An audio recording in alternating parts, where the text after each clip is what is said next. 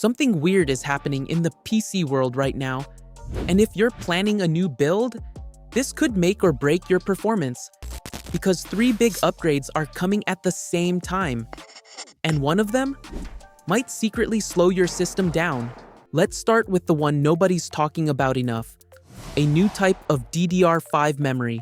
It's called HUDIMM, short for half unbuffered DIMM, and that word, half, is not just a name, it's exactly what it does. Normal DDR5 memory uses two 32-bit subchannels.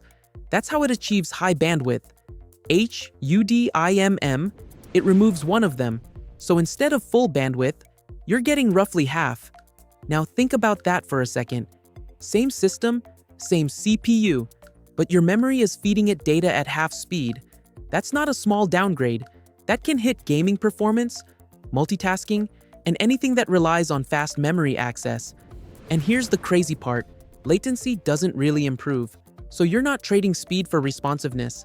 You're mostly just losing bandwidth. So why does this even exist? Simple, cost.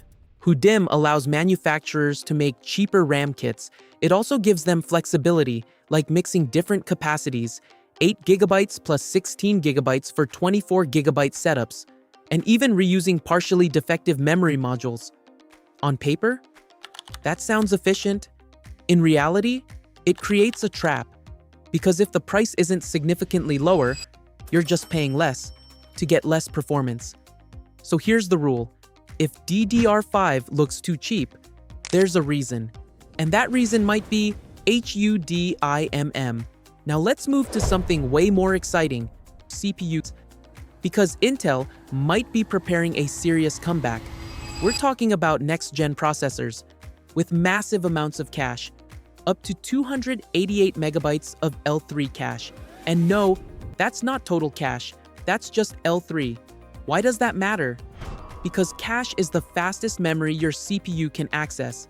The more it has, the less it needs to reach out to slower RAM, which means lower latency, faster response times, and smoother gaming performance. This is exactly why AMD dominated gaming with 3DV cache. Games love fast, nearby data. But here's where things get interesting. Some of Intel's upcoming chips are rumored to use a single tile design. That means everything stays closer together. No cross-chip delays, no extra communication overhead. And that matters, because even with a huge cache, latency between chip sections can slow things down. One rumored chip could have around 144 megabytes of L3 cache on a single tile. That's massive, and potentially perfect for gaming. Now, more cache doesn't automatically mean better performance, but if Intel gets the balance right, cache, clocks, and latency, they could seriously challenge AMD again. Maybe even take back the gaming crown. But the biggest shift, it's happening in graphics, and this one changes everything. Right now, most games have fake lighting. It looks good, but it's not real. Even ray tracing, while impressive, still simplifies how light behaves. But path tracing, that's different. It simulates light exactly like real life. Light bounces, reflects, spreads naturally. That's how movies look so realistic. But in games, it's been too heavy to run in real time. Until now. Nvidia just introduced a major upgrade called Resteer PT Enhanced, and it changes how path tracing works. Instead of calculating every light path from scratch, pixels can share lighting data, across space, and even across frames. In simple terms, the GPU stops doing the same work over and over again.